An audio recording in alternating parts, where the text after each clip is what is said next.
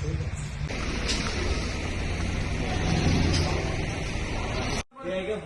को फोन मिला, उसको फोन मिला बुल्ले के बल को, अब आगे चला के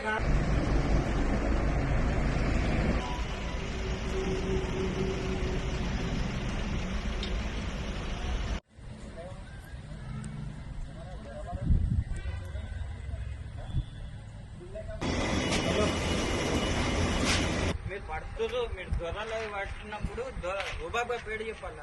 ఏకంగానే ఖతం వేపిల్లు కొంచుకుంటారు, ఫోన్లు కొంచుకుంటారు. ఏమైనా అంటే డ్రైవర్లో కొట్టేదని బాగా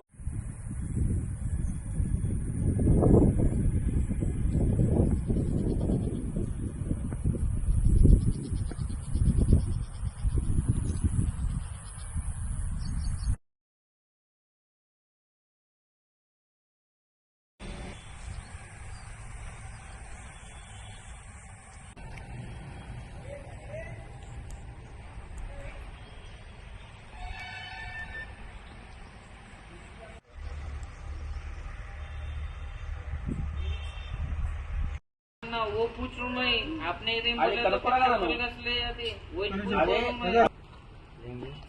और जाएंगे और वहाँ जाने के बाद और इधर आओ बोल देंगे.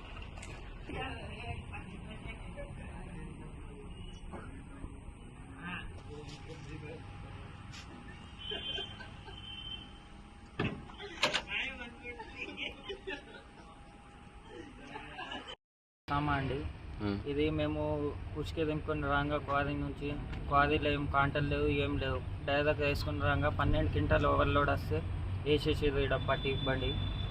విజిలెన్స్ డిపార్ట్మెంట్ వాళ్ళు అబద్ధం చెప్తారు. డిపార్ట్మెంట్ పేరు చెప్తలేదు కానీ మేము ఆర్టీఓ అని వచ్చి పట్టుకొని డైరెక్ట్ రన్నింగ్లో బండిలో ఎక్కి వేబిల్ గుంజుకుంటారు, మొబైల్ ఫోన్ గుంజుకొని మాకు బెదిరించి బండి తీసుకొస్తుంది. మాకు జీరో క్వారీల నుంచి జీరో ఉచికే వచ్చే బండ్లకు ఇడిసబెడుతారు.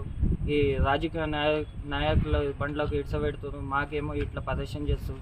మరి ఒక్క నెల తర్వాత డీడీ వెళ్ళింది బండికు, ఇట్లా పట్టిరు. మరి ఏం చేయాలి చెప్పండి? ఇక్కడ ఆఫీస్ కాడ తీసుకొచ్చి మాకు అవి కమర్షియల్ ట్యాక్స్ కట్టమంటారు, ప్లస్ ఆర్టీఓ ట్యాక్స్ అది ఆర్టీఓ ఫైన్ కట్టమంటారు, మైనింగ్ ఫైన్ అంటారు.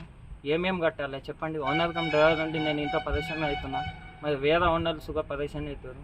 మరి పెద్ద పెద్ద స్టేట్లకు మరి జీరో కొట్టేటోళ్ళకి ఏడ్చబెడుతుంది. మరి వీళ్ళ మీద ప్రభుత్వం ఎలాంటి చర్య తీసుకుంటుంది మాకు చెప్పండి. సమయం న్యాయం చేయాలా?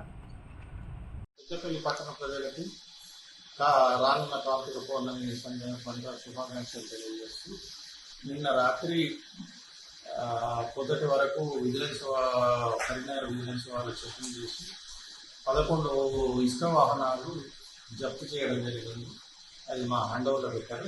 ఇంతవరకు మాకు కమ్యూనికేషన్ చేయలేదు, కానీ అవి ఓవర్లోడ్లు ఉన్నట్టుగా తెలుస్తుంది. వాటి మీద చట్టం ప్రకారం ఎంత జరిమానా విధించచ్చో చూసి వాటి ప్రకారం విధించి ఫైన్ విధించడం జరుగుతుంది. మిగిలిన ఇసుక వాహనదారులకు కూడా అందరికీ తెలియజేసేదానికి ఇటువంటి తప్పులు దయచేసి చేయకండి.